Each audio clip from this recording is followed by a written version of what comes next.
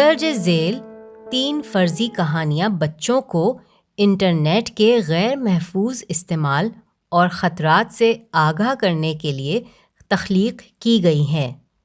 ہر کہانی کے اختتام پر کہانی بیان کرنے والے کے لیے چند نکات بیان کیے گئے ہیں جن پر وہ بچوں سے تبادلہ خیال کرے تاکہ انہیں کہانی کے ہر کردار کو پیش آنے والی مشکلات کا اندازہ ہو سکے اور یہ جائزہ لیا جا سکے کہ ان مشکلات سے کس طرح بہتر طور سے نمٹا جا سکتا ہے۔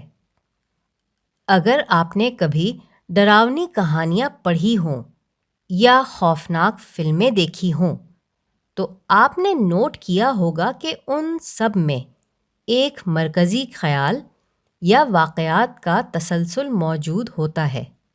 مثلاً کہانی کے مرکزی کردار کسی قصبے میں آتے ہیں یا اپنے کسی رشتہ دار کے وراثتی مکان میں ٹھہرتے ہیں۔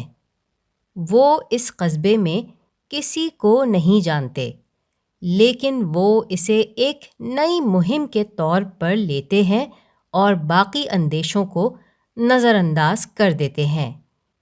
یہ واقعات پریشان کن ہوتے چلے جاتے ہیں جن کا منفی اثر ان کی زندگی اور ذہنی سکون پر پڑنے لگتا ہے، تاہم وہ پھر بھی نظر انداز کر دیتے ہیں۔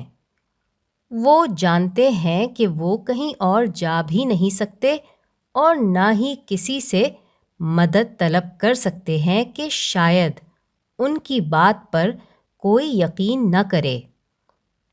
آخر یہ واقعات ایک خطرناک موڑ پر پہنچ جاتے ہیں اور اس مکان سے فوری فرار حاصل کرنے یا وہاں سے جتنی جلدی ممکن ہو نکل بھاگنے کی بجائے وہ مختلف طریقے اختیار کرتے ہیں، جیسے کہ کار سے باہر نکل آتے ہیں، دروازے کا تالا کھول کر باہر نکل آتے ہیں، نیچے تہ خانے میں چلے جاتے ہیں، اوپر بالا خانے پر چلے جاتے ہیں، فون پر رابطہ کرتے ہیں، اجنبی کو اندر آنے دیتے ہیں۔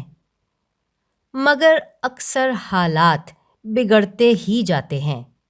وہ اپنی جانیں بچا کر بھاگ نہیں پاتے اور جو بچ نکلتے ہیں وہ اپنے پیچھے سب کچھ چھوڑ جاتے ہیں اور ان کے ذہن پر وہ خوفناک واقعات ہمیشہ سوار رہتے ہیں۔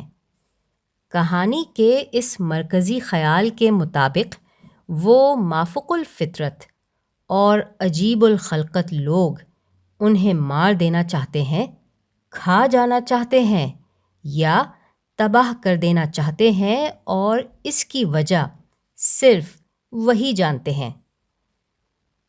یہ مرکزی خیال صرف کہانیوں میں ہی موجود نہیں ہوتا اور آخر میں ضروری نہیں انجام بھیانک ہی ہو۔ ہماری حقیقی زندگی میں بھی ایسے تخریب کار اور برے لوگ آپ کو پریشان کرنے کے لیے موجود ہیں۔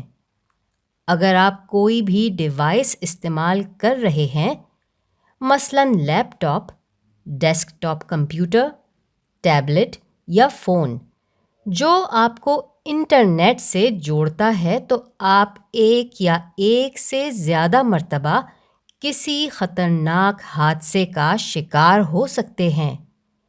کوئی بھی بلا ضرورت یا انجان ای میل کسی اجنبی کی جانب سے آ سکتی ہے، جیسے کوئی دوستی کی آفر، کوئی پروڈکٹ جو دیکھنے میں بھلی معلوم ہو، یا بلا مقابلہ کوئی انعامی رقم جیتنے کا موقع۔ یہ سب حربے غلط قسم کے لوگوں کی جانب سے آپ کو پھنسانے کی کوشش ہے۔ کسی ایسی بات پر یقین نہ کریں۔ ہو سکتا ہے کہ وہ آپ کو نقصان پہنچانا چاہتے ہوں۔ ان کی اکثریت آپ کے پاس جو کچھ ہے اسے ہتھیانا چاہتی ہے، جیسے کہ آپ کا بینک کارڈ، بینک میں موجود آپ کی رقم، آپ کے رابطوں کے نمبر کی لسٹ جن سے آپ کے دوستوں کو شکار کیا جا سکے۔ آپ کی ڈیوائس میں موجود آپ کا ذاتی ڈیٹا جس سے آپ کو بلیک میل کرنے کی کوشش کی جا سکے۔ اس کے علاوہ یہ لوگ آپ کو آن لائن خوفزدہ کر کے، دھمکی دے کر یا دوسرے طریقوں سے پریشان کر کے مزہ لیتے ہیں۔ یہ بدچلن لوگ اپنی شناخت خفیہ رکھتے ہیں۔ آپ نے ان لوگوں کے متعلق سنا ہوگا جن کے ساتھ دھوکہ ہوتا ہے یا سائبر بلیک میلنگ کا شکار ہوتے ہیں، اور اگر آپ سمجھتے ہیں کہ آپ کے ساتھ ایسا نہیں ہو سکتا تو اپنے جیسے ہی نوجوانوں کے بارے میں جانیے جنہیں ان حالات کا سامنا ہوا، ایسے اجنبیوں کے ہاتھوں جنہوں نے ان کو اپنے مقاصد کے لیے نشانہ بنایا۔